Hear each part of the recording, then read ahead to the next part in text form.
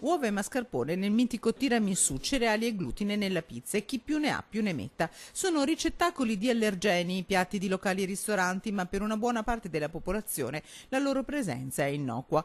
Corre ai ripari in nome della tutela della salute il legislatore europeo che dal giorno di Santa Lucia, 13 dicembre, impone a tutti i locali di precisare nel loro menù gli allergeni presenti.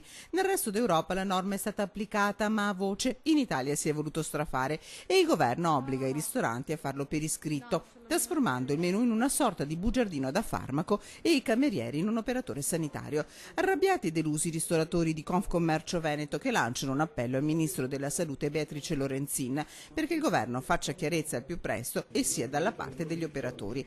Chiara è la proposta lanciata dall'associazione di categorie e suggerita a tutti gli associati: non tanti menù bugiardino, ma un'unica agenda degli allergeni presente nel locale, puntuale e continuamente aggiornata da poter consultare. Un modo per salvare salute e tradizione culinaria.